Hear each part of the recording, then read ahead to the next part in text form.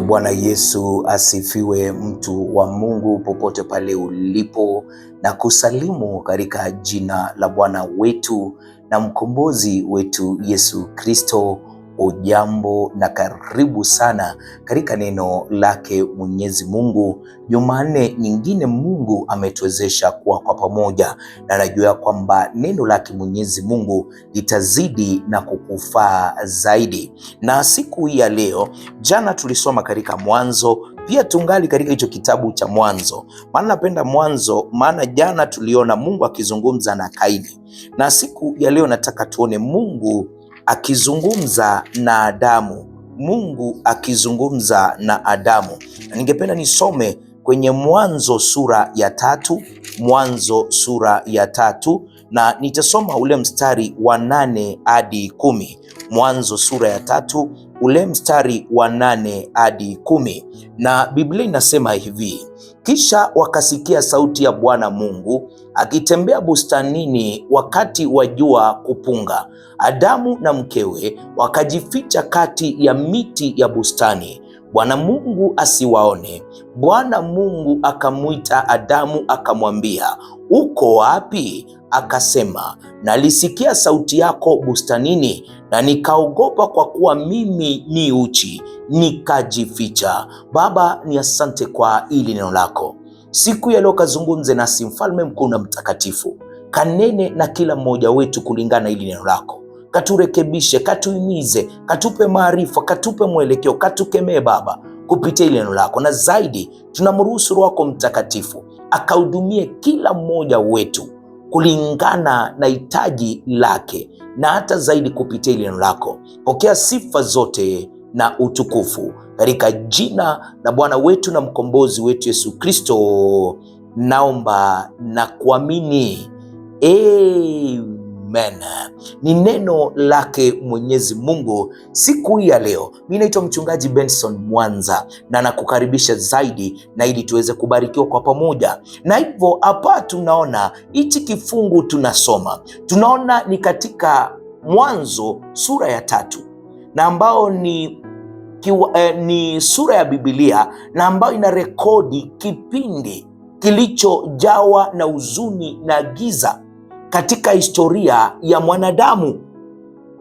Na hivyo tunaona Adamu na Hawa walikuwa wanafurahia ushirika wao na Mungu wa karibu, na ushirika na mahusiano na ambayo hayakuwa na doa yoyote, mahusiano na ambayo yalikuwa safi kabisa katika shambani mwa Edeni, au kipenda kwenye bustani ya Edeni.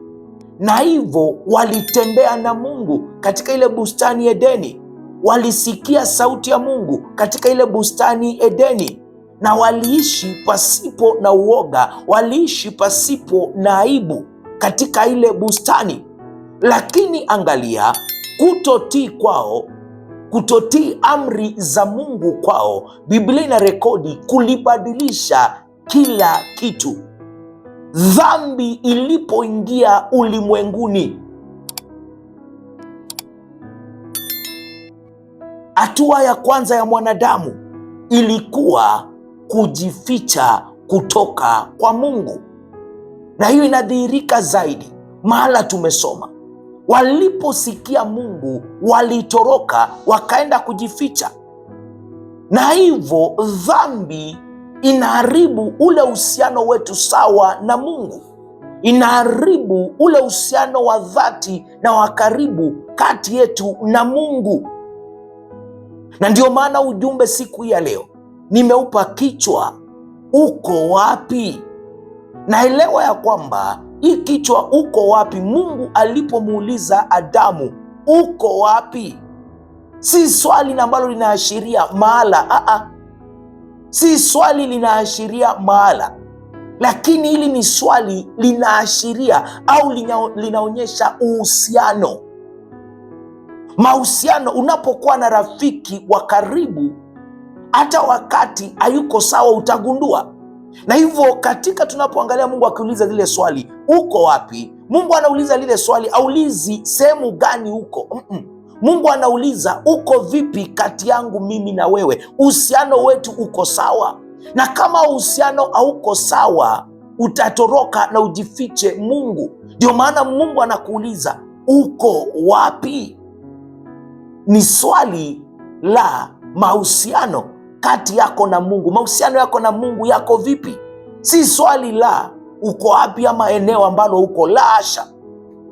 Na hivyo tunaona ujumbe ni uko wapi. Point number 1 ambao ni muhimu kushika siku ya leo, katika hichi kifungu tumesoma Mungu akizungumza na Adamu baada ya Adamu na Hawa kutenda dhambi.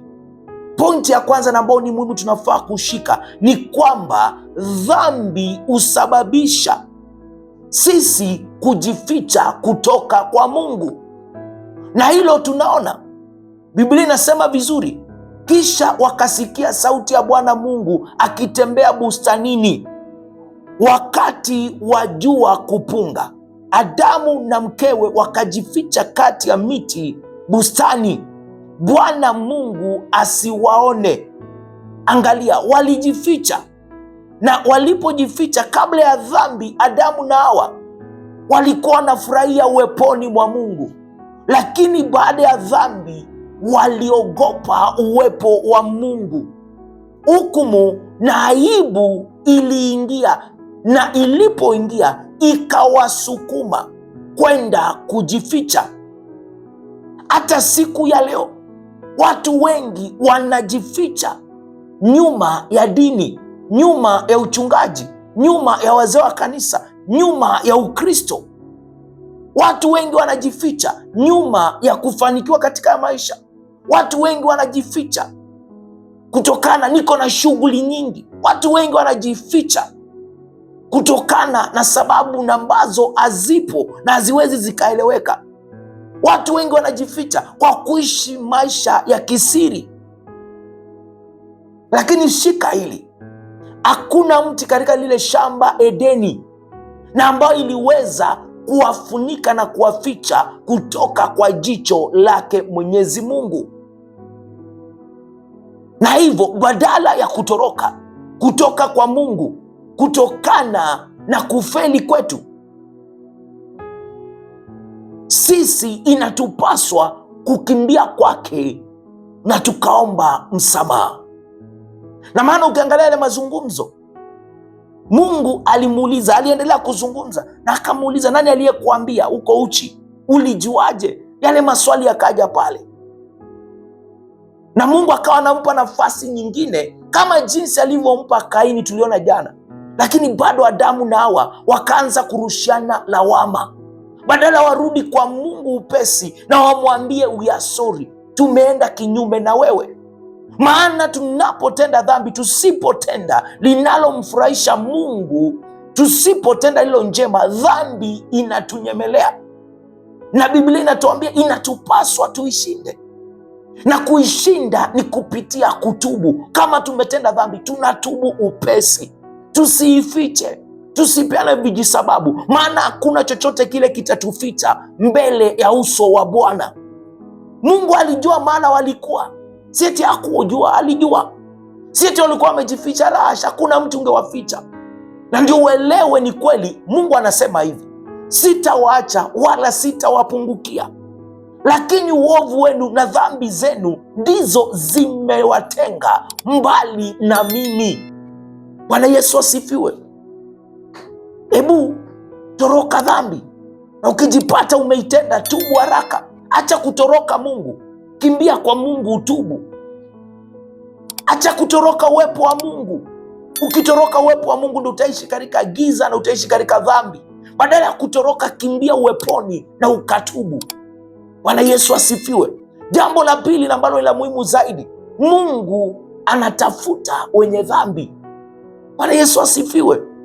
Angalia pale mstari wa 9, Biblia inatuambia nini? Bwana Mungu akamwita Adamu akamwambia, uko wapi?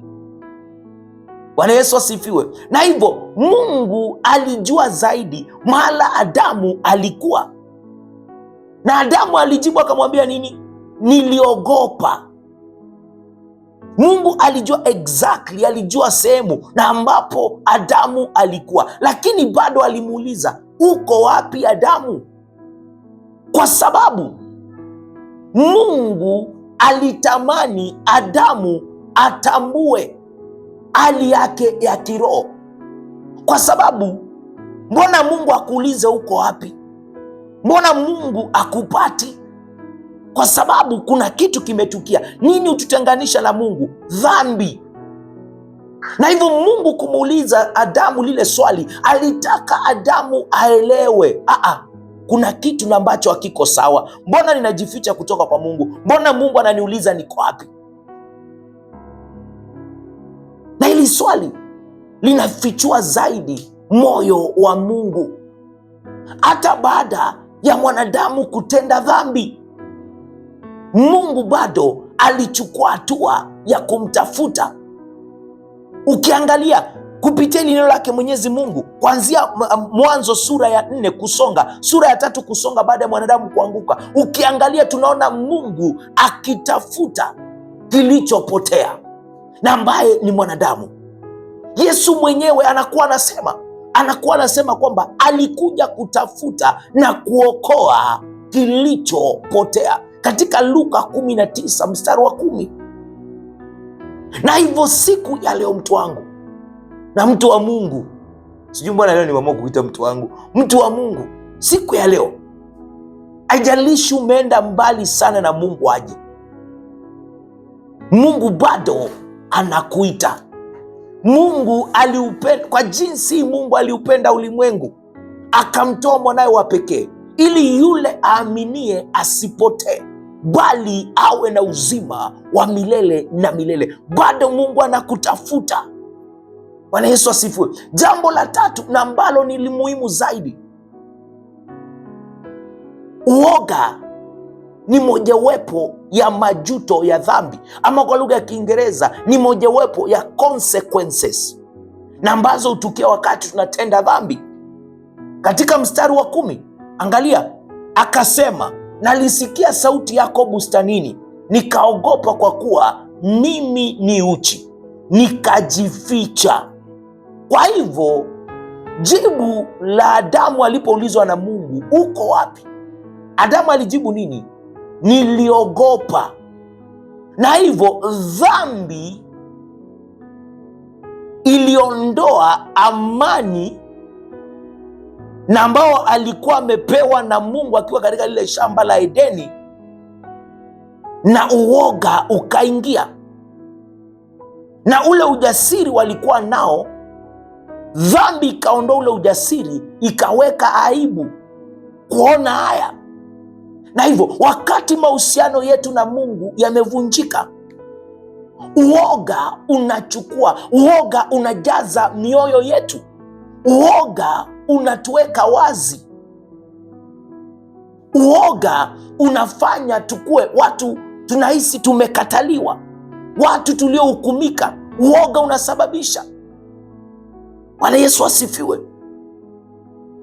Kwa hivyo siku ya leo, elewa ya kwamba hata Biblia inasema Mungu hajatupa roho wa uoga. Basi uoga umetoka wapi? Ni kwa sababu mojawapo ya consequences au majuto ya dhambi ni uoga. Bwana Yesu asifiwe. Angalia hapa, Mungu bado anakutaka. Kupitia Yesu Kristo tunaweza tukarejeshwa, tunaweza tukamkaribia kwa ujasiri. Biblia inatuambia nini? Tukikaribie kiti cha rehema kwa ujasiri, kiti cha neema kwa ujasiri, na ili tuweze kupokea rehema na neema itakayotusaidia wakati wa matatizo. Ni kupitia Yesu Kristo tunakikaribia kiti cha neema, the throne of grace. Ni Mungu anayetawala na neema. Kwa neema anatuwezesha mahala hatuwezi. La kwetu ni kukaribia kile kiti cha neema kwa ujasiri, na ili tukapate na kuhurumiwa. Bwana Yesu asifiwe. Na hivyo nataka kusema nini? Leta hofu yako kwa Mungu, leta uoga wako kwa Mungu, na neema yake ni kuu kuliko hukumu, kuliko hiyo guilty na kukula. Neema yake ni kuu, atakuwezesha ataona neema, atakusamehe. Bwana Yesu asifiwe. Namalizia na kusema hivi, swali, uko wapi? Bado Mungu anatuuliza, hata waleo Mungu anatuuliza. Na swali ni je, uhusiano wako na Mungu uko sawa, ama unajificha kutoka kwa Mungu? Hilo ni swali. Uhusiano wako na Mungu uko sawa, au unatoroka Mungu na ukajificha kwake, kutoka kwake? Unaishi kwa uoga, ama unatembea kwa neema yake Mwenyezi Mungu? Umeruhusu dhambi kukutenganisha na Mungu na aliyekupenda? Habari njema ndio hii. Mungu aliyemtafuta Adamu katika shambani mwa Edeni ni yule Mungu hajabadilika. Ni yule Mungu aliyemtuma mwanawe wa pekee Yesu Kristo, na ili kuja kunikomboa mimi na wewe. Mungu akuiti akuhukumu, la hasha, lakini Mungu anakuita kukuirejesha, kujirejeshea. Mwanadamu anataka akurejeshe kwake. Bwana Yesu asifiwe. Na hivyo kama umekuwa ukijificha, rudi kwa Mungu. Kama ulianguka, rudi kwa Mungu. Mikono yake ameifungua, anakuambia njoo mwanangu, njoo. Wewe uliyelemewa na kubebeshwa mizigo mizito, mimi nitakupumzisha. Sauti ya Mungu bado iko, inakuuliza uko wapi? Labda hili neno la leo ni lako. Unasema, Mchungaji Benson, mimi ninaishi katika uoga, mimi nilianguka, mimi nataka kurudi na nianze kutembea kwa neema badala ya kutembea kwa uoga. Mimi sitaki tena kujificha kutoka kwa Mungu, ninataka kuwa na mahusiano ya karibu na Mungu. Ungependa kumrudia Kristo? Ungependa kuokoka? Sema, Bwana Yesu, siku ya leo naja mbele zako, nimetambua ya kwamba mimi ni mwenye dhambi, na siku ya leo Yesu Kristo, ninaamini ndani ya moyo wangu na kukiri na kinywa changu kwamba wewe Yesu Kristo ni Bwana na Mwokozi wa maisha yangu, na kwamba Mungu alikufufua kutoka kwa wafu na ili unipe uokovu.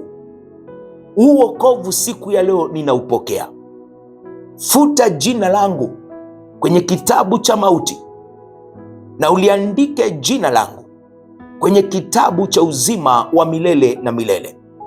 Yesu Kristo, ninakupokea.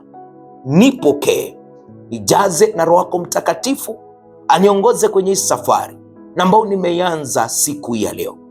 Aniwezeshe tutembee kwa karibu, kwa ushirika na wewe Mungu.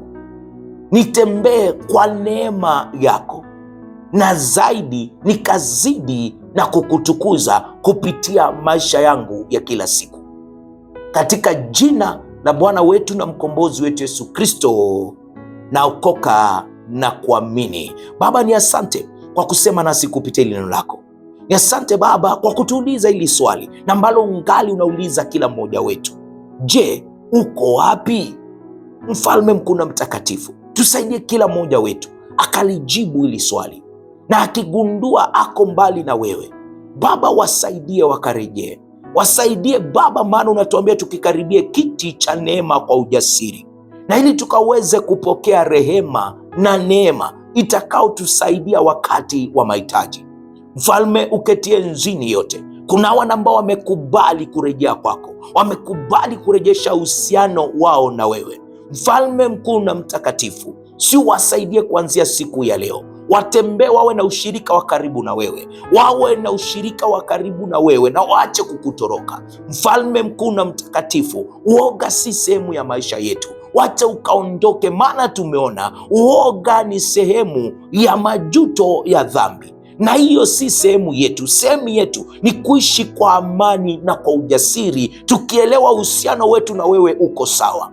Mfalme mkuu na mtakatifu, uketie nzini yote, jitukuze na ujitwalie sifa kwa hawa Mungu wetu na ambao alfajiri ya leo wamelipokea hili neno lako na wanahisi wako mbali na wewe na wajakata shauri. Baba, wasaidie wakakate shauri na warejeshe mahusiano yao na wewe yakawe sawa, wasikutoroke. Badala ya kukutoroka, wakimbie kwako, na hapo ndipo watapokea rehema. Mfalme mkuu na mtakatifu, jitukuze na ujitwalie sifa. Siku ya leo tuongoze, tushindanie Baba, tuwezeshe kushinda dhambi, tuwezeshe kukimbia kwako badala ya kutoroka kutoka kwako. Na ili tunapokuja kwako tutahurumiwa na tutasamewa na tutarejeshwa katika ushirika na wewe Baba. Tusaidie mfalme mkuu na mtakatifu, tuwezeshe, maana wewe ni Mungu na hakuna mwingine kama wewe. Pokea sifa zote na utukufu katika jina la Bwana wetu na mkombozi wetu Yesu Kristo naomba na kuamini, amen. Asante sana kwa kulitazama ile neno lake Mwenyezi Mungu, limekuwa la baraka kwako. Basi unaweza ukamtolea Mungu sadaka zako, fungu lako la 10, support yako kupitia M-Pesa line 0792593648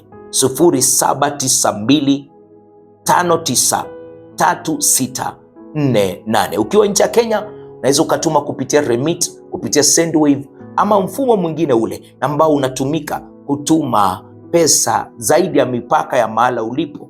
Nakumbuka kwanza na kodi ya Kenya +254 792 593648 +254 792 593648. Mungu akubariki, Mungu akuzidishie. Tupatane hiyo kesho kwa neno lingine, kwa mafundisho mengine, na najua Mungu atazidi na kutuinua, maana ni kambi ya wateule. Kumbuka kusubscribe kwenye haya madhabahu ya kambi ya wateule. Tuendelee kukua kwa pamoja kwa neno la Mungu, tuendelee kurekebishana, tuendelee kukemeka, tuendelee kupewa mwelekeo tunaposubiri kurejea kwa Mwokozi wetu Yesu Kristo kwa mara ya pili. Mimi naitwa Benson Mwanza, na kupenda sana na kuacha na neema ya Bwana wetu Yesu Kristo na upendo wa Mungu Baba na ushirika wa Roho Mtakatifu ukae nasi sasa na hata milele. Amina na kwaheri.